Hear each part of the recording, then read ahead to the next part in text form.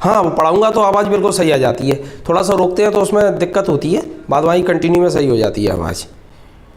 ये तो मालूम चली गया होगा आप लोगों को, मैंने ग्रुप पे भी डाल दिया था कि वर्ग 3 की एग्ज़ाम की डेट बढ़ गई है। कल भी अपन ने चर्चा की थी, बहुत सारे लोगों ने परसों के दिन एक न्यूज़पेपर की कटिंग डाली थी। मैं आप लोगों को इसलिए और बता रहा हूँ उसके बारे में। क्या होता है कि न्यूज़पेपर वाले अंदर से कोई खबर नहीं लेकर के आते, केवल ऊपर से उनको जो थोड़ी बहुत भी खबर मिल जाती है बस उसी को प्रकाशित कर देते हैं और फिर बता देते हैं कि ये वहाँ से व्यापम के द्वारा है या किसी के द्वारा है। अब आप यहाँ से कॉमन सेंस लगाइए, परसों के दिन व्यापम के बारे में वो कह रहे थे कि वो डेट यही रहेगी, एडमिट कार्ड जारी करने वाले हैं, और एक दिन बाद ही उन्होंने उसको हटा दिया था। तो ये सब ऐसे ही चलता रहता है, तो उस पर आप ज़्यादा ध्यान न दें, आप अपनी पढ़ाई पर ध्यान दें। और कल मध्य प्रदेश में दिमनी में मुख्यमंत्री जी आए थे, ये आप लोगों को पता ही होगा, और यहाँ पर जॉब के बारे में बोल करके गए हैं और लगातार बोल रहे हैं। आपके बस इसी तरीके से अपन यदि इन पर प्रेशर बनाते रहे, लगातार सोशल मीडिया के माध्यम से प्रेशर जनरेट करते रहें तो काफ़ी हद तक वैकेंसीज आपकी जल्दी आ जाएंगी। पद बहुत ज़्यादा खाली हैं मध्य प्रदेश में, भारत सरकार में भी पद बहुत ज़्यादा खाली हैं और प्रेशर का भारत सरकार पर प्रभाव पड़ने लगा है। इसी परिप्रेक्ष्य में आप लोगों को मालूम होगा बैंकिंग सेक्टर में जगह आ गई है आपकी, बैंक, ये मैं बता देता हूँ थोड़ा सा, इसके बाद अपन अपना टॉपिक चालू करेंगे। थोड़ा सा बैंक में जगह आई है क्लर्क की, क्लर्क के पद आ गए आपके बैंक में और इन पदों की संख्या है आपकी 1500 और इसको एग्जाम कंडक्ट कराएगा आपका IBPS। 2020 की वैकेंसीज हैं ये, 2021 की नहीं है। 2021 का तो एग्जाम कंडक्ट NRA कराएगा, ठीक है ना, ये 2020 की हैं आपकी। तो इस एग्जाम को कंडक्ट कौन कराएगा? आपका IBPS करवाएगा आपका। 1500 वैकेंसी है आपकी और फॉर्म भरने की लास्ट डेट आपकी 23 सितंबर है। 23 सितंबर आपके फॉर्म की लास्ट डेट है आपकी। तो आप यदि इसमें डालना चाहें, और इसकी जो उम्र है वो भी बता देता हूँ आपको, 21 से लेके आपकी 28 वर्ष तक ये उम्र है आपकी। 21 से 28 वर्ष तक की आपकी उम्र का क्राइटेरिया रखा गया है। SC ST और OBC जो है उसमें उम्र में छूट दी गई है। और किस साइट से आप जाके ऑनलाइन रजिस्ट्रेशन कराएंगे, वो साइट का नाम है आपका, साइट है वो www.ibps.in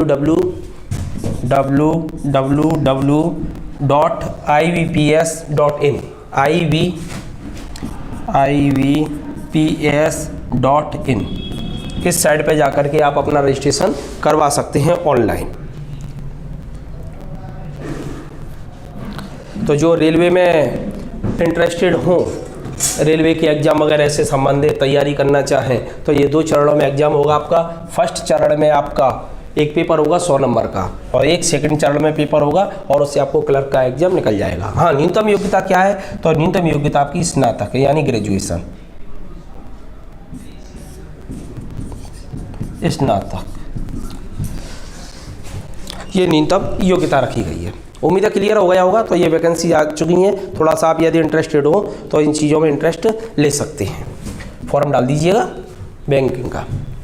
अब अपन पढ़ रहे हैं, आपका मेन टॉपिक है आपका अंतरिक्ष का है। थोड़ा सा बचा है, कोई ज़्यादा नहीं बचा है। इसके बाद में इसके ऑब्जेक्टिव भी आप लोगों को सॉल्व करवाऊंगा। तो जो आपका आज अंतरिक्ष यान से संबंधित जानकारी है, मुश्किल से 15 या 20 मिनट का टॉपिक है आपका, तो उसको और पढ़ लेते हैं अपन। इसके बाद में फिर इसकी ऑब्जेक्टिवों को सॉल्व करेंगे अपन, और इसके बाद में फिर आपका प्लांट वाला पोर्सन और रह गया है थोड़ा सा, फिर उसको देखेंगे। फिर ये तीनों चारों टॉपिक जब हो जाएंगे फिर मैं इनकी ऊटियाँ सॉल्व करवा दूँगा आपकी। ठीक है, चालू करें अपन अंतरिक्ष में। तो अंतरिक्ष में ये अंतरिक्ष यान, ये स्पेशल अंतरिक्ष यान कहाँ कहाँ पे गए थे, किससे संबंधित है, उनके बारे में आज अपन पढ़ रहे हैं। अंतरिक्ष यान में 1960 से 1970 के दशक में, ये ध्यान रखिएगा जरा, 1960 से 1970 के दशक में भारतीय अंतरिक्ष कार्यक्रम को आगे करने के लिए अंतरिक्ष यानों के निर्माण की प्रक्रिया प्रारंभ हुई थी।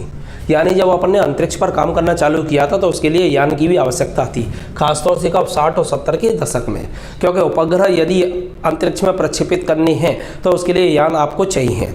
और भारत के में इसके लिए साउंडिंग रॉकेट कार्यक्रम आगे बढ़ाया था। कौन सा कार्यक्रम आगे बढ़ाया है? तो साउंडिंग रॉकेट कार्यक्रम को विकसित किया गया था, जिससे रॉकेट अच्छे होंगे आपके, और रॉकेट यदि अच्छे हैं तो आसानी से इनको अंतरिक्ष में स्थापित किया जा सकता है। और रॉकेट टेक्नोलॉजी अपनी यदि सही नहीं है तो अंतरिक्ष में अपन को स्थापित नहीं कर सकते। तो ये ध्यान रखिएगा।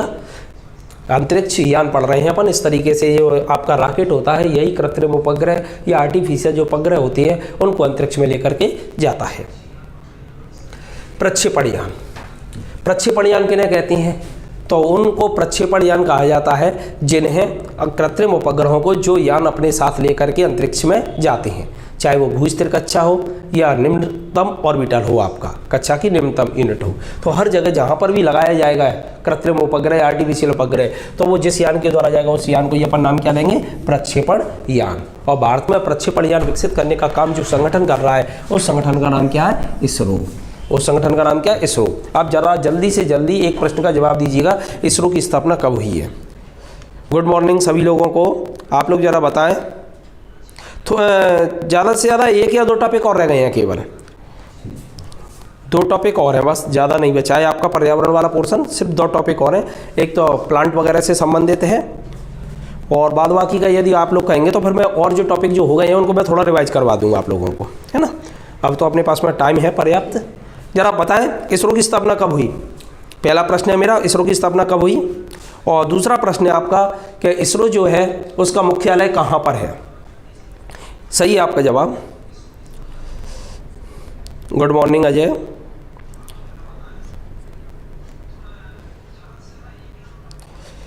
पुलिस वैकेंसी पर अभी अपन पहले ये टॉपिक खत्म हो जाए, उसके बाद अपन चर्चा करते हैं पुलिस वैकेंसी पे भी, ठीक है ना। पहले आप इसको कर लीजिएगा, फिर इसके बाद मैं पुलिस वैकेंसी पे भी चर्चा करता हूँ, थोड़ा ये टॉपिक फिनिश करा दूँ। इसरो की स्थापना 1969 में हुई है, बिल्कुल सही है। 15 अगस्त 1969, बिल्कुल आपका सब लोगों का जवाब सही है। अच्छा ये और बताएं, इसका मुख्यालय कहाँ पर है, इसका मुख्यालय कहाँ पर है, इसरो का मुख्यालय। जल्दी से जल्दी जवाब दें। विकास खुसराव भैया, जरा जल्दी जवाब दें आप लोग। हाँ ये आंसर सही है, बेंगलोर, बिल्कुल सही है। विनय भारद्वाज का जवाब बिल्कुल सही है, बेंगलोर में है इसका मुख्यालय, ठीक है ना। ये ध्यान रखना जरा। इसरो के वर्तमान में चेयरमैन कौन है, तो के सिवान है आपके, के सिवान। प्रक्षेपण यान, उपग्रह प्रक्षेपण यानी सैटेलाइट लॉन्च व्हीकल, इनको अपन शॉर्ट में बोल देते हैं SLV, SLV satellite launch vehicle. फिर ये क्रम संख्या के आधार पर इनका विकास किया गया है। SLV के बाद में फिर आपके आए GSLV, पहले हो गया SLV सैटेलाइट लॉन्च व्हीकल, फिर जियो स्टेशनरी सैटेलाइट लॉन्च व्हीकल, और इसके बाद आए PSLV। तो PSLV का मतलब होता है पोलर सैटेलाइट लॉन्च व्हीकल। तो इस तरीके से इनके नाम है, इनके फुल फॉर्म पूछे जा सकते हैं। खासतौर से जो फुल फॉर्म पूछा जाता है वो PSLV का ज़्यादा पूछा जाता है, तो आप ये ध्यान रखिएगा। इस तरीके से जो अंतरिक्ष में यान जो भेजे जा रहे हैं, उन यानों के क्रम को यदि अपन देखें तो भारत सबसे पहले, अमेरिका, चीन, रूस, फ्रांस, जापान और के बाद में कौन आ जाता है, भारत आ जाता है। यानी एलिट क्रम में अपन शामिल हो गए। और नंबर कौन सा है अपना, 6वां है। यानी अपन 6वें हैं आप, जिनके पास में स्वयं के विमान भी हैं, यान भी है, रॉकेट टेक्नोलॉजी के द्वारा विकास किया गया है, और इनको अपन अंतरिक्ष में प्रक्षेपित कर सकते हैं कृत्रिम उपग्रहों को। तो ये थोड़ा सा ध्यान रखिएगा आप लोग। हाँ बिल्कुल सब जवाब सही है आपका, बेंगलोर इसका हेडक्वार्टर। तो ये 6वां देश है आपका सैटेलाइट पे। 4 चरणों वाला होता है जी आपका ये यान, जो SLV होता है 4 चरणों वाला होता है। ये 40 किलोग्राम वजन का जो उपग्रह है उसको पृथ्वी की निचली कक्षा में स्थापित कर सकता है। तो जो SLV यान है ये 4 चरण में काम करता है आपका। तो ये प्रश्न यहाँ से नहीं बनेगा आपका, ये तो केवल एक सामान्य जानकारी के लिए है आपका। और ये पृथ्वी की निचली कक्षा में स्थापित कर सकता है, बस ये क्वेश्चन आपके लिए इंपॉर्टेंट है आपका, कि SLV यान किन कहाँ पर या किस कक्षा में कृत्रिम उपग्रहों को स्थापित करता है। तो आंसर होगा निचली कक्षा में आपका। इसमें किस ईंधन का प्रयोग किया जाता है, तो यहाँ पर सॉलिड यानी ठोस ईंधन का अपन इस्तेमाल करते हैं। या गैस और लिक्विड ईंधन का इस्तेमाल नहीं करते, बल्कि ठोस ईंधन का इस्तेमाल किया जाता है। तो ये थोड़ा सा ध्यान रखिएगा। इसके बाद कार्टोसैट उपग्रह, ये इंपॉर्टेंट है अपने लिए। कार्टोसैट एक श्रृंखला है जी आपकी, कार्टोसैट तो इंपॉर्टेंट है। ये कार्टोसैट भारत द्वारा निर्मित एक स्वदेशी पृथ्वी अवलोकन उपग्रहों की एक श्रृंखला है। यानी पृथ्वी का अवलोकन करने के लिए भारत सरकार ने कार्टोसैट नाम से उपग्रह छोड़ने का व्यवस्था की है। जैसे आपको याद होगा एप्पल था आपका, इससे एक और था आपका इंसेक्ट श्रृंखला के थे आपके, फिर आपके रोहिणी श्रृंखला के थे 1 2 3। ऐसे ही कार्टोसैट उपग्रह एक प्रणाली है, श्रृंखला है, चेन सिस्टम है, और इसके तहत ये पृथ्वी का क्या करेगा, अवलोकन करेगा, ऑब्जर्वेशन करेगा पृथ्वी का। भारतीय अंतरिक्ष अनुसंधान संगठन कौन है आपका, इसरो। इसने 27 नवंबर 2019 को, लेटेस्ट है जी आपका, इसलिए और इम्पोर्टेंट हो जाता है, डेट याद रखनी है। तो ये नवंबर 2019 को श्रीहरिकोटा अंतरिक्ष प्रक्षेपण केंद्र, जिसका नया नाम हो गया सतीश धवन अंतरिक्ष केंद्र में निर्मित 3री पीढ़ी के उपग्रह कार्टोसैट 3 सहित अमेरिका के 13 नैनो उपग्रहों को सूर्य तुल्यकालिक कक्षा में स्थापित किया गया है। यानी सूर्य तुल्यकालिक कक्षा वो कक्षा होती है जो थोड़ी ऊपर रहती है, जहाँ से आप पृथ्वी पर ओवरऑल निगाह रख सकते हैं, जिससे उसे आसानी से देखा जा सके। यानी इसे पृथ्वी की आप एक आँख भी कह सकते हैं, तीसरी आँख भी कह सकते हैं, जिसे पृथ्वी पर निगाह रखें अपन। कार्टोसैट 3 श्रृंखला का 9वां उपग्रह है जी। कार्टोसैट 3 कौन सा है आपका? 9वां उपग्रह, और जिसे किसके द्वारा छोड़ा गया? PSLV 47 PSLV यानी पोलर सैटेलाइट लॉन्च व्हीकल के द्वारा छोड़ा गया है। ये ध्यान रखना है आपको, ये नंबर पूछा जाता है आपका, यानी पूछ लिया जाता है, तो इसको थोड़ा सा ध्यान रखें आप लोग। और कार्टोसैट उपग्रह श्रृंखला भारतीय रिमोट सेंसिंग कार्यक्रम का एक हिस्सा है। कार्टोसैट उपग्रह में पृथ्वी के संसाधन प्रबंधन और निगरानी के लिए शुरू किया गया है। पृथ्वी के संसाधन कौन से हैं? जैसे वृक्ष वगैरह हैं, आपके नदियाँ हैं, रिसोर्सेस हैं, उनका मैनेजमेंट कैसे किया जाए, उन पर निगाह कैसी रखी जाए, तो इन सब चीज़ों पर निगाह रखने के लिए कौन सी उपग्रह श्रृंखला अपन ने रखी है? तो वो कार्टोसैट है। इसको पूछा जा सकता है। और इसे भारत की अंतरिक्ष में क्या कहा जाता है? आँख कहा जाता है। जैसे आपको याद होगा अभी चाइना के साथ में अपना पंगा चल रहा है, तो चाइना के बॉर्डर पर क्या हो रहा है, क्या नहीं हो रहा है, इन सब चीज़ों के बारे में जानकारी देने का काम कौन कर रहा है? कार्टोसैट कर रहा है। जैसे अपन को पता चल जाता है उनकी सेना कहाँ तक आ गई है, अपनी सेना कहाँ तक पहुँच गई है, किस चीज़ पर अपन ने कब्जा कर लिया है, किस चीज़ पर चाइना का कब्जा है, कहाँ से अपन ने बाढ़ बनाई है, तो इन सब चीज़ों के बारे में जानकारी कार्टोसैट से मिल जाती है। ऐसी डैम वगैरह कहाँ कहाँ बनाए जा रहे हैं, कहाँ डैम नहीं बनाए जा रहे हैं, तो इस प्रश्न को ऐसे पूछ सकता है, भारत की अंतरिक्ष में आँख के नाम से किस श्रृंखला को जाना जाता है उपग्रह की? तो आंसर होगा आपका कार्टोसैट उपग्रह श्रृंखला। उम्मीद है क्लियर हो गया होगा आपका। इसके बाद रीसैट 2BR फर्स्ट उपग्रह का सफल प्रक्षेपण, ये भी इंपॉर्टेंट है अपने लिए। ये दिसंबर 2019 में हुआ है, ये भी करंट का है आपका, 11 दिसंबर को हुआ है, लेकिन आप दिसंबर 2019 याद रखें। प्रक्षेपण केंद्र तो भारत में केवल एक ही है, वो आप लोग जानते ही हैं, अंतरिक्ष वाला, ये आपका श्रीहरिकोटा है। श्रीहरिकोटा कहाँ आता है? तो ये आपका आंध्र प्रदेश में आता है। किस झील के पास में है? तो पुलिकट झील के पास में है। ये पुलिकट झील कहाँ आती है? तो ये तमिलनाडु आंध्र प्रदेश के बॉर्डर पर है। यदि राज्य पूछेंगे तो ये तमिलनाडु के अंदर आती है। और ये PSLV C48 के द्वारा छोड़ा गया है आपका, और इसके साथ में एक उपग्रह और 9 वाणिज्यिक उपग्रह और छोड़े गए हैं। वाणिज्यिक का मतलब होता है बिजनेस के लिए उपग्रह, ये भी आपके छोड़े गए हैं। तो ये आपका रीसैट 2BR फर्स्ट उपग्रह श्रृंखला है आपकी। रीसैट 2BR फर्स्ट एक रेडार इमेजिंग पृथ्वी अवलोकन उपग्रह है ये भी, जिससे रात के समय में अपन रात में भी देख सकते हैं, रात में बादल, बारिश होने खराब जो मौसम होता है उसमें प्राकृतिक हालात में सीमा की निगरानी रख सकती है। यानी ये बॉर्डर के लिए बनाया गया है आपका, ये बॉर्डर पर सतत निगरानी रखेगा। बारिश हो रही है, बादल बहुत ज़्यादा घने हैं, फिर भी ये वहाँ से स्पष्ट आपकी इमेज देगा। पाकिस्तान से जो घुसपैठ हो रही है, चाइना की जो घुसपैठ हो रही है, उसको रोकने में काफ़ी हद तक इस उपग्रह का बहुत बड़ा रोल है। तो ये थोड़ा सा ध्यान रखिएगा। कार्टोसैट का भी है, इसका भी है, लेकिन इस समय पर लेटेस्ट में ये है, पहले कार्टोसैट था, अब ये हो गया है आपका, ठीक है ना। इसके साथ में प्रक्षेपित की गई 9 वाणिज्यिक उपग्रहों में अमेरिका की 6 और इजराइल और जापान और इटली के कितने हैं? एक उपग्रह गए थे। तो यहाँ पर 6 तो अमेरिका ने ही भेजी हैं। अब देखिए जरा, अपन लोग अंतरिक्ष में कितनी ज़बरदस्त तरीके से तरक्की कर रहे हैं। आपको याद होगा सबसे पहला अपन ने जो रॉकेट छोड़ा था वो 21 नवंबर, मैंने ये स्टार्ट कराया था आपको, इसने 21 नवंबर 1963 में नागिचे अपाचे छोड़ा था अमेरिका से लेकर के। कहाँ से छोड़ा था? तो ये थुम्बा से छोड़ा था। और जब उसे लेकर के किससे गए थे? तो साइकिल से लेके गए थे। आज अपन अंतरिक्ष में उपग्रह प्रक्षेपित अपने तो कर ही रहे हैं, लेकिन विदेशों से भी कर रहे हैं, जिससे एक इनकम यानी सोर्स हो रहा है, आपका पैसा आपको मिल रहा है। देख लीजिएगा 2019 में अपन ने 6 अमेरिका के छोड़े हैं, एक इजराइल का छोड़ा है, एक जापान का छोड़ा है और एक इटली का छोड़ा है। जब इनको अपन प्रक्षेपित करेंगे, अपना तो साथ में गया ही है, लेकिन इनको भी लेके गया है, तो पैसा मिला कि नहीं मिला आपको? तो ये बिजनेस भी अपना बढ़ने लगा है। तो ये ध्यान रखिएगा जरा, अपन अंतरिक्ष में कहाँ से चालू किया और कहाँ से कहाँ तक पहुँच गए। अब अपन कुछ अंतरिक्ष खोजों के बारे में चर्चा और करेंगे, ये भी टॉपिक अपने लिए इंपॉर्टेंट है। क्या कौन सा यान किसके लिए गया था, सीधा सीधा प्रश्न आता है, कोई ज़्यादा घुमा फिरा के नहीं पूछेगा। जैसे भारत और विश्व ने अंतरिक्ष की खोज के लिए विभिन्न कार्यक्रमों का आयोजन किया है। अंतरिक्ष में सतत निगाह और निगरानी रखी जा रही है कि किस तरीके से यान वगैरह विकसित किए जा रहे हैं, ग्रह वगैरह पर जीवन है या नहीं है, आगे चल के निकट भविष्य में कोई तत्व या खनिज वगैरह ऐसा मिल जाए जो हमारे लिए बहुत ज़्यादा महत्वपूर्ण हो। तो उन सब चीज़ों पर निगाह रखने के लिए विभिन्न प्रकार के अंतरिक्ष कार्यक्रमों को अंजाम दिया गया है। अलग अलग ग्रहों के लिए अलग अलग कार्यक्रम आयोजित किए गए हैं, अलग अलग गए हैं, जिसमें भारत सरकार ने भी योगदान दिया है। जैसे एक आदित्य नाम का है आपका सैटेलाइट है, उपग्रह है, और ये कोरोना जो सूर्य मुकुट होता है उसके लिए भेजा जा रहा है। इसी तरीके से मध्य भारत सरकार के द्वारा और भी प्रोग्राम चालू किए गए हैं। अन्य देशों के द्वारा भी अलग अलग ग्रहों की और उपग्रहों की समीक्षा की जा रही है, तो अब अपन उसका अध्ययन करेंगे।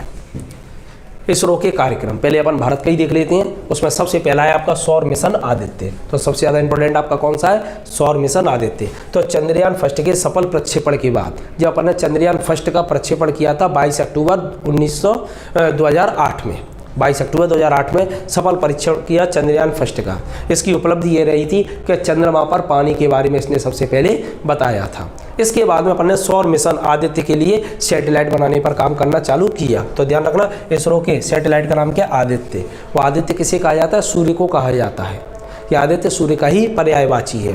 ये सूर्य के बाहरी आवरण कोरोना का अध्ययन करेगा। बाहरी आवरण किसका अध्ययन करेगा? कोरोना। कोरोना का मतलब होता है सूर्य मुकुट। सूर्य मुकुट, सूर्य मुकुट को कोरोना कहा जाता है। तो सूर्य मुकुट को क्या कहा जाता है? कोरोना के नाम से जाना जाता है सूर्य मुकुट को, ठीक है ना। और कोरोना एक वायरस का नाम भी है।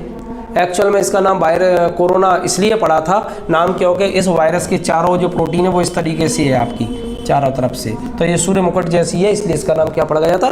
कोरोना नाम पड़ा था। तो ये थोड़ा सा ध्यान रखना। तो ये जब सूर्य ग्रहण होता है उस समय पर जब कोरोना से विभिन्न प्रकार की जो एक्स किरणें वगैरह निकलती हैं, उन गैसों की समीक्षा करने के लिए ये आदित्य उपग्रह अपन छोड़ रहे हैं। तो प्रश्न आपका सीधा आएगा, आदित्य उपग्रह किसके लिए है? तो सूर्य के लिए। ये सूर्य की किस चीज़ का अध्ययन करेगा? तो सूर्य के ये कोरोना का अध्ययन करेगा। क्या है मैं अभी दिखा देता हूँ आपको। ये आपका सूर्य और ये चारों तरफ से ये निकल रहा है इस तरीके से रेस, इनको अपन कहते हैं कोरोना। तो उसके लिए ये जाएगा आपका, ठीक है ना। ये उसके लिए जाएगा, इस तरीके से उसके चक्कर लगाएगा और चक्कर लगा करके यहाँ से ये आपका ये दिख रहे ये सूर्य मुकुट है, इसका वो अध्ययन करेगा। अगला है अवतार। ये भी भारतीय अंतरिक्ष वैज्ञानिक ऐसे बहुउद्देशीय स्वप्रणालित अंतरिक्ष यान का विकास कर रहे हैं जो अंतरिक्ष में अपने कार्य प्रक्रिया को पूर्ण कर लेने के बाद अपनी ऊर्जा अंतरिक्ष की कक्षा से बाहर निकलने और वायुमंडल में प्रवेश करने और पृथ्वी पर उतरने में सक्षम हो। कुल मिलाकर के यह है कि अंतरिक्ष में जाने के बाद अपना कार्य करे और कार्य करने के बाद वापस लौट करके आ जाए। तो इस तरीके के प्रोजेक्ट पर जो काम किया जा रहा है इसरो के द्वारा, उसे नाम दिया गया है अवतार। उसे नाम क्या दिया? अवतार। इसके अलावा अवतार आपकी एक फिल्म का नाम भी है। अवतार एक 3 डायमेंशियल में एक फिल्म भी आई थी, तो एक फिल्म भी अवतार, और भारतीय अंतरिक्ष वैज्ञानिकों का एक बहुउद्देशीय अंतरिक्ष यान भी है जो जाए और जा करके वापस लौट करके आ जाए। ये अवतार है आपका। इस अंतरिक्ष यान को कम से कम 100 बार अंतरिक्ष में प्रक्षेपित किया जा सकता है। इसमें स्क्रैमजेट, टर्बोफैन, रैमजेट रॉकेट का इंजन प्रयोग किया जाता है। यानी एक अवतार ऐसा बनाया जाएगा जिसका यूज कितनी बार अंतरिक्ष यात्रा के लिए किया जा सकता है? 100 बार। इसके बाद स्पेस इंडिया विजन 2025, ये भी अपन ने कार्यक्रम चालू किया, स्पेस इंडिया विजन 2025। इसमें क्या क्या है? तो इसरो ने अपने स्पेस इंडिया विजन 2025 के अंतर्गत निम्नलिखित कार्यक्रम तय किए हैं। अब इसमें अंतरिक्ष के लिए ये क्या क्या करेंगे? तो पहला प्रश्न तो आपका ये बनेगा, स्पेस इंडिया विजन 2025 किसका कार्यक्रम है? तो भारत सरकार का। किसने डिजाइन किया है? तो इसरो ने किया है। ये किसने किया है? इसरो ने। इस कार्यक्रम के अंतर्गत क्या क्या होगा? तो नंबर 1 ग्रामीण संयोजन होगा। ग्रामीणों की जो आपकी गांव है उनको एक दूसरे से जोड़ा जाएगा स्पेस के द्वारा, सैटेलाइट के द्वारा। सुरक्षा आवश्यकताएं और मोबाइल सेवाओं के लिए उपग्रह आधारित संचार और नौ संचालन प्रणालियां की जाएंगी। दूसरा है प्राकृतिक संसाधन प्रबंधन। प्राकृतिक संसाधन में क्या क्या आता है? आपका नदी है, आपकी वनस्पतियाँ, इनमें नदी और वनस्पति खनिज हैं। तो ये प्राकृतिक रिसोर्सेज जो है, मौसम और जलवायु परिवर्तन के लिए उन्नत प्रतिबिंबित क्षमता बनाना, जैसे रिसोर्सेज पर अपन अच्छी तरह से नियंत्रण कर सकें, उनका बचाव कर सकें, तो इन सब चीज़ों के बारे में जानकारी उपलब्ध करना। इसके अलावा सौर प्रणाली और ब्रह्मांड को बेहतर समझने के लिए अंतरिक्ष विज्ञान के लिए अभियान जारी करना। जैसे अपन अब गगनयान अंतरिक्ष यान में भेज रहे हैं, गगनयान जा रहा है, इसके तहत 4 अंतरिक्ष यात्री जो भारत के ही हैं, भारत में ही ट्रेनिंग ले रहे हैं, उनको वहाँ भेजा जाएगा। उनके सूट रूस में डिजाइन हो रहे हैं आपके। मानव सहित अंतरिक्ष उड़ान, यानी मानव को अंतरिक्ष में भेजना, तो ये भविष्य के लिए बनाया है आपका स्पेस। अब विश्व के कुछ प्रमुख अंतरिक्ष यान और उपग्रह, अब उनके बारे में अपन थोड़ी सी चर्चा कर रहे हैं। देखिए अपॉर्चुनिटी, सीधा प्रश्न आएगा, ज़्यादा टेंशन मत लेना यहाँ पर। ये लंबी चौड़ी रामायणें लिखी रहती हैं, लेकिन ये डायरेक्ट पूछा जाता है अपॉर्चुनिटी। अपॉर्चुनिटी कहाँ के लिए गया था, कहाँ का है और क्या है? तो ये रोबोटिक रोवर है, ये रोबोट रोवर है, ये 2004 में छोड़ा गया था। 2004 याद रखना है, नासा का है। और ये किसके लिए गया था? मार्स यानी मंगल के लिए गया था। तो नासा ने मंगल ग्रह के लिए पहली बार एक रोबोट को भेजा था और ये मेरिडियम प्लेनम नामक जगह है जो आपकी मंगल ग्रह पर उतरा था। प्रश्न आपसे ऐसे ही पूछ सकता है, मेरिडियम प्लेनम जगह कहाँ पर है? तो मेरिडियम प्लेनम जो जगह है आपकी वो कहाँ पर है? मंगल पर है।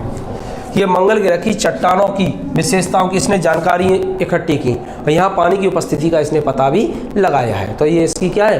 कुछ उपलब्धियाँ हैं जो इसने ली थी। अब आपसे प्रश्न क्या क्या आएगा उसको देखिए। पहला प्रश्न है अपॉर्चुनिटी क्या है? तो एक रोवर है आपका, रोबोटिक रोवर है। किस देश का है? तो अमेरिका का है। किस एजेंसी ने छोड़ा है? तो नासा ने। कब छोड़ा? 2004 में। कहाँ पर गया है? मंगल पर। मंगल पे कहाँ पर उतरा था? तो मेरिडियम प्लेनम पर उतरा था आपका। ये क्या कार्य करेगा? तो चट्टानों का अध्ययन करेगा, साथ में मंगल ग्रह पर पानी खोजेगा। उम्मीद है क्लियर हो गया होगा आपका। इसके बाद आता है आपका ये इस तरीके का था, ये आप देख सकते हैं, ये इस तरीके का था ये रोवर जो मंगल पे था। क्यूरोसिटी पहला अपॉर्चुनिटी हो गया, दूसरा क्यूरोसिटी। ये क्यूरोसिटी नासा द्वारा निर्मित एक कार है जी, वो भी रोवर टाइप का ही है जी, भी आपका आकार बिल्कुल रोबोट जैसा ही है लेकिन कार जैसा लगता है। ये भी मंगल ग्रह के लिए गया है। ये कब गया था? तो ये गया था आपका 2011 में। कब गया है ये आपका? 2011 में। फ्लोरिडा स्थित केप कैनावेरल स्पेस स्टेशन से भेजा गया है ये। और 2012 को ये मंगल ग्रह के गोल क्रेटर में उतरा था। कहाँ उतरा है ये आपका? गोल क्रेटर में। ये मंगल ग्रह की जलवायु भूविज्ञान का अध्ययन करता है। ये मंगल ग्रह की क्या करता है? जलवायु भूविज्ञान का अध्ययन करने वाला यानी क्यूरोसिटी। ये 2011 में गया। दोबारा से रिपीट कर रहे हैं, अपॉर्चुनिटी कब गया है? तो 2004 में गया है। और क्यूरोसिटी कब गया है आपका? तो 2011 में गया है। दोनों एक जैसे ही हैं, ये कार जैसा थोड़ा सा लगता है बस, और कुछ अंतर नहीं है। और अध्ययन काय का करना है? तो जलवायु का अध्ययन करना है, भूविज्ञान का अध्ययन करना है। उसने काय का अध्ययन किया था? तो चट्टानों का किया था और पानी की उपस्थिति का किया था अपॉर्चुनिटी ने। ठीक है ना। तो इस तरीके का है ये यान। इस यान की एक और खासियत है इस वाले की, क्यूरोसिटी की। इसमें क्या है कि आपने इसमें लेंस वगैरह तो लगे ही हैं, साथ में इसे एक मिनी आपकी प्रयोगशाला भी है। ये क्या करता है? यहाँ से तोड़ता है चट्टानों को, तोड़ने के बाद में उसका विश्लेषण करता है। विश्लेषण करने के बाद उसके डाटा को किसको दे देता है? नासा को दे देता है। फिर नासा के जो वैज्ञानिक है वो इस पर रिसर्च करते हैं और उसके आधार पर आगे की भविष्यवाणियाँ करते हैं। ये है आपका, ये इस तरीके का है। ये मंगल ग्रह है और मंगल ग्रह पर इस तरीके से उतरा था। ये देख सकते हैं आप इसे, ये मंगल ग्रह, लाल ग्रह। ये इस तरीके से स्पॉट जो आपको नजर आ रहे हैं ना मंगल ग्रह पर, ये आप जो देख रहे हैं थोड़ी थोड़ी सी जो स्पॉट वगैरह आ जाती है, ये ज्वालामुखी है आपका। और यहाँ का सबसे ऊंचा जो पर्वत है मंगल ग्रह का, उसका नाम है निक्स ओलंपिया। और ये पृथ्वी के माउंट एवरेस्ट से 3 गुना ऊंचा है निक्स ओलंपिया। इसके बाद केपलर, इसको भी अपन पढ़ेंगे। ये टेलीस्कोप है आपका केपलर। ये नासा ने पृथ्वी जैसे दूसरे ग्रहों की खोज के लिए इसे स्थापित किया था। आपसे सीधा सीधा प्रश्न आएगा, केपलर क्या है? तो केपलर एक दूरबीन या टेलीस्कोप है। इसका नाम केपलर क्यों रखा? क्योंकि केपलर ने ही सबसे पहले बताया था आपको अंतरिक्ष की गतिविधियों के बारे में। केपलर ने काफ़ी जानकारियाँ दी थी, इस वजह से केपलर के नाम पर रखा गया था ये आपका। इस तरीके का टेलीस्कोप है जो आपकी अन्य अंतरिक्ष में जो आपकी मंदाकिनी यानी गैलेक्सी वगैरह हैं उन सब के बारे में ये खोज कर रहा है। ये 2010 को प्रक्षेपित किया गया था केपलर, देख सकते हैं।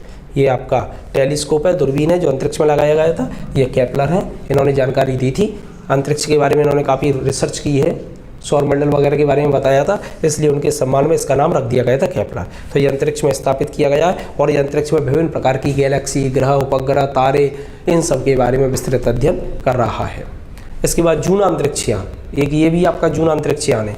ये भी नासा ने भेजा है जूना अंतरिक्ष यान, और ये बृहस्पति ग्रह के लिए गया है। तो बस आपको इतना याद रखना है और कुछ याद नहीं रखना। जूना अंतरिक्ष यान किस ग्रह की खोज के लिए गया है? तो जूना अंतरिक्ष यान गया है आपका बृहस्पति। और बृहस्पति को अपन जुपिटर के नाम से भी जानते हैं। तो यहाँ पर जुपिटर में ज शब्द आ रहा है और जूना में भी क्या आ रहा है? जा रहा है। तो ज के कॉम्बिनेशन से थोड़ा सा आप याद रख सकते हैं इसे। ये 2011 में गया था, एटलस 4 रॉकेट के द्वारा इसे छोड़ा गया था। तो मेरे को नहीं लगता कि रॉकेट वगैरह पूछा जाएगा, केवल इतना बहुत ज़्यादा इंपॉर्टेंट है कि जूना अंतरिक्ष यान किस ग्रह के लिए गया था, तब आप आंसर देंगे बृहस्पति ग्रह के लिए। क्योंकि यहाँ से यदि ये प्रश्न बनते हैं इस तरीके से तो कन्फ्यूजन बहुत ज़्यादा हो जाएगा, इतना याद नहीं रख सकते अपन। ये आपका बृहस्पति ग्रह है, ये रेड स्पॉट है बृहस्पति ग्रह पर। मैंने बताया था रेड स्पॉट, लाल धब्बा किस ग्रह पर है? तो बृहस्पति ग्रह पर है। आकार के आधार पर सबसे बड़ा ग्रह कौन सा है? तब बृहस्पति ग्रह ही आपका आकार के आधार पर सबसे बड़ा ग्रह है। ये ध्यान रखिएगा आप लोग, है ना। इसके उपग्रह जो है उनमें 4 उपग्रह बहुत इंपॉर्टेंट है, लो, यूरोपा, गैनीमेड, कैलिस्टो। इन चारों को अपन गैलीलियन सैटेलाइट के नाम से जानते हैं। इन्हें गैलीलियन सैटेलाइट इसलिए कहा जाता है क्योंकि इन चारों पर ही की खोज गैलीलियो ने की थी, इसलिए इन्हें गैलीलियन सैटेलाइट कहते हैं। ये मेवेन अंतरिक्ष यान है आपका, मेवेन, ये भी आपका अमेरिका का ही है, आपका नासा के द्वारा छोड़ा गया है और ये मंगल ग्रह के वातावरण के अध्ययन के लिए गया है। किसके लिए गया है? मंगल ग्रह का जो वातावरण है उसका अध्ययन करेगा मेवेन अंतरिक्ष यान। ये कब भेजा था अपन ने? तो ये 2013 में भेजा था, जो 2014 में पहुंचा है आपका। कब पहुंचा है? 2014 में। तो ये मेवेन है, मंगल के लिए जा रहे हैं, मंगल ही एक जिज्ञासा का विषय है ये आपका मेवेन। इस तरीके से मेवेन यहाँ के अध्ययन कर रहा है। अब कुछ अंतरिक्ष की वेधशाला है, वेधशाला माने खगोल शास्त्र यानी प्रयोगशाला है जो अंतरिक्ष में। इनमें से एक आपकी हब्बल अंतरिक्ष वेधशाला, एक अपन पढ़ चुके थे केपलर वाली, ठीक है ना। दूसरी आपकी हब्बल है, हब्बल वेधशाला यानी दूरबीन अंतरिक्ष में कृत्रिम उपग्रह के रूप में स्थापित की गई है। ये इस तरीके से स्थापित है। हब्बल अंतरिक्ष वेधशाला की महानतम उपलब्धियों में उसे खगोल भौतिकी और खगोलकी के इतिहास में सर्वाधिक महत्वपूर्ण वेधशाला माना जाता है। इसने बहुत सारे ग्रह उपग्रह जो पृथ्वी से बाहर हैं, आपके काफ़ी दूर हैं, उनके बारे में जानकारी दी है। बस आपको इतना याद रखना है इसमें हब्बल क्या है। तो हब्बल एक दूरबीन या टेलीस्कोप है। केपलर क्या है? ये भी दूरबीन या टेलीस्कोप है। बस इतना याद रखना और कुछ याद नहीं रखना आपको यहाँ पे। ये इस तरीके से ये पृथ्वी है और ये चक्कर लगा रही है और ये विभिन्न प्रकार की अंतरिक्ष की गतिविधियों को रिकॉर्ड करती रहती है। इसका प्रक्षेपण स्पेस शटल डिस्कवरी द्वारा किया गया था 1990 में और सृष्टि के आरंभ और आयु के संबंध में खगोलीय प्रक्षेपण द्वारा प्रथम परिचय हब्बल ने ही कराया था। यानी जो ब्रह्मांड है उसकी उत्पत्ति कैसे हुई है, कैसे ब्रह्मांड फैल रहा है, इन सब के बारे में अपन को जानकारी देने का जो श्रेय जाता है वो किसको जाता है? हब्बल को। हब्बल कब छोड़ा गया था? तो 1990 में। इसके बाद फिर केपलर है, केपलर के बाद में तो फिर और भी आ गई हैं काफ़ी। तो इस तरीके से अंतरिक्ष की एक गैलेक्सी आपकी, तो इन सब के बारे में पहला परिचय आपको हब्बल ने ही कराया था। इस वेधशाला ने सर्वप्रथम श्याम ऊर्जा को इंग्लिश में कहा जाता है डार्क एनर्जी का ज्ञान दिया था। तो डार्क एनर्जी के बारे में यही बता रहा था। इसकी सहायता से ज्ञात हुआ कि ब्रह्मांड न केवल विस्तारमान है बल्कि इसके विस्तार की गति भी समय के साथ कैसी होती जा रही है? त्वरित यानी बढ़ती जा रही है। ये पहली अंतरिक्ष वेधशाला है जो अल्ट्रा वायलेट और इंफ्रारेड के समीप कार्य करती है। यानी ये दोनों अल्ट्रा वायलेट का भी प्रयोग करती है और इंफ्रारेड का भी प्रयोग करती है। और ये मनमोहक चित्र, बहुत शानदार चित्र पृथ्वी पर क्या है भेज रही है आपकी। तो ये हब्बल अंतरिक्ष प्रयोग वेधशाला है। तो ध्यान रखिएगा जरा, प्रश्न कैसे आएगा। हब्बल क्या है? तो अंतरिक्ष वेधशाला है। कब स्थापित किया गया? 1990 में। डार्क एनर्जी के बारे में सबसे पहले किस टेलीस्कोप ने बताया? तो हब्बल ने बताया। हब्बल किन रेस का प्रयोग कर रही है? तो हब्बल प्रयोग कर रही है आपको सबसे पहले किसका? अल्ट्रावायलेट का और इंफ्रारेड का। इसके आधार पर ये चित्रों को खींचती है और पृथ्वी पर प्रक्षेपित कर देती है। इसी ने ब्रह्मांड का विस्तार किस तरीके से हो रहा है, ब्रह्मांड लगातार फैलता चला जा रहा है, इन सब के बारे में, यह ब्रह्मांड की गतिविधियों का पहले परिचय किस दूरबीन ने करवाया, तब सबका जवाब हब्बल होगा आपका। इस तरीके से हब्बल, ये देख सकते हैं, ये अंतरिक्ष में ही लगी हुई है आपकी हब्बल। चंद्रा एक्सरे वेधशाला, ये ब्रह्मांड के एक्सरे स्रोतों को पकड़ने के लिए छोड़ी गई थी आपकी। इस वेधशाला का नामकरण जो है भारत के वैज्ञानिक थे सुब्रमण्यम चंद्रशेखर। ये एक अंतरिक्ष वैज्ञानिक थे, भारतीय मूल के थे, अमेरिका के रहने वाले थे। तो इस वजह से अमेरिका ने इन्हीं को सम्मानित करने के लिए इस टेलीस्कोप का नाम क्या रख दिया गया था? चंद्रा एक्सरे रख दिया था। तो ये चंद्रा एक्सरे वेधशाला देख सकते हैं, सुब्रमण्यम चंद्रशेखर और ये चंद्रा एक्सरे, इन्हीं के सम्मान में रखा गया था। ये दूरबीन किसी अन्य एक्सरे दूरबीन की तुलना में लगभग 30 गुना अधिक सेंसिटिव है। इसका प्रक्षेपण स्पेस शटल कोलंबिया द्वारा 3 जुलाई 1999 को किया गया है। तो इनका क्रम पूछ सकता है वो आपसे, सबसे पहले कौन सी थी? तो हब्बल थी, हब्बल यानी अब्बल ऐसे याद रख सकते। दूसरे नंबर पर कौन आ गई? चंद्रा आ गई। तीसरे नंबर पर केपलर है और केपलर के बाद में फिर है जेम्स वेब अंतरिक्ष दूरदर्शी। ये बिल्कुल लेटेस्ट छोड़ी गई है आपकी, बिल्कुल लेटेस्ट है और अंतिम है ये आपकी। तो ये जेम्स वेब स्पेस टेलीस्कोप का निर्माण नासा, यूरोपीय अंतरिक्ष एजेंसी और कनाडाई एजेंसियों ने मिलकर किया है। यानी ये 3 का है, एक तो नासा है, उसमें यूरोप की है और कनाडा की है। 3 अंतरिक्ष एजेंसियों ने मिलकर के कौन सी बनाई है? जेम्स वेब स्पेस टेलीस्कोप बनाया। ये है आपका जेम्स वेब स्पेस टेलीस्कोप, ये 3 ने मिलकर के बनाया है। ये इंफ्रारेड पर आधारित एक बृहद टेलीस्कोप है। इसका प्रक्षेपण एरियन रॉकेट द्वारा 2018 में किया गया है। तो किस, ये थोड़ा ध्यान रखना है आपको, ये एरियन रॉकेट द्वारा गया है कब? 2018 में। तो ये 2018 याद रखिएगा आप लोग, क्योंकि ये नवीनतम है, करंट की है आपकी। ये यहाँ से छोड़ा गया था फ्रेंच गुयाना से, इस जगह पर। ये आप जो देख रहे हैं फ्रेंच गुयाना है आपका, ये दक्षिणी अमेरिका महाद्वीप है, ये फ्रेंच गुयाना यहाँ से प्रक्षेपित की गई थी। ये जगह दक्षिण अमेरिका महाद्वीप से, ये देख सकती हो। और दक्षिण अमेरिका महाद्वीप में ये कोरू है, यहाँ से प्रक्षेपित करती हैं ये। और ये टेलीस्कोप हबल टेलीस्कोप के स्थान पर लगाया जाएगा।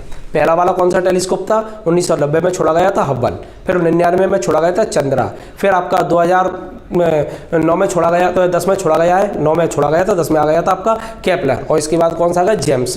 तो जो जेम्स है वो किसका स्थान लेगा? हबल का, क्यों हबल अब रिटायर हो गया है, अपने पास में नवीनतम टेक्नोलॉजी आ गई है, तो इसलिए ये है आपका, इसको हटाया जाएगा, ये आ जाएगा। ये विश्व का सबसे बड़ा टेलीस्कोप है। इसका मुख्य कार्य ब्रह्मांड के उन सुदूर संरचनाओं का अध्ययन करना है जो पृथ्वी पर स्थित वेधशाला हबल टेलीस्कोप की पहुंच से बाहर है। यानी अपन अभी तक जितने अपन ने टेलीस्कोप या दूरबीन लगाए हैं वो उनको नहीं पकड़ पा रहे हैं, उनके अध्ययन के लिए ये अपने जेम्स को छोड़ा है। ये इस तरीके का है ये जेम्स, और इसका आकार एक टेनिस कोर्ट के बराबर है, यानी जो टेनिस कोर्ट होता है उसके बराबर इसका आकार, और ये 3 मंजिला इमारत के समतुल्य ऊंचा है, काफ़ी बड़ा है ये आपका। इस तरीके से ये आपका जेम्स वेब स्पेस टेलीस्कोप हो गया। ये अंतरिक्ष से संबंधित जितने भी प्रश्न थे वो मैंने आपको करवा दिए हैं। अब इसमें से थोड़ा सा एक टॉपिक रह गया इसरो को लेकर के। इसरो की वाणिज्यिक शाखा कौन सी है, किस तरीके से कार्य करती है, इससे संबंधित कुछ प्रश्न और हैं, तो उनकी चर्चा अपन करेंगे अगले टर्न पर। आज के लिए आपके लिए इतना ही है। आप लोगों को कोई प्रश्न पूछना हो तो मेरे से आप प्रश्न पूछ सकते हैं।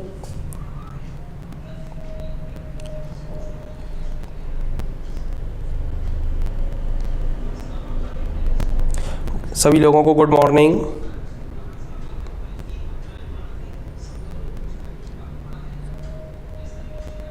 हाँ बिल्कुल सही है ये।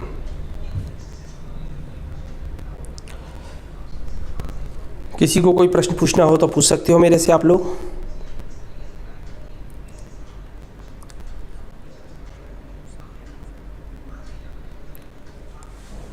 रजिस्ट्रेशन अभी चल रहे हैं, आप लोग जल्दी से जल्दी कोचिंग पर आकर के रजिस्ट्रेशन करवा लीजिएगा। सोमवार से आपकी ऐप पर ही क्लास रहेंगी।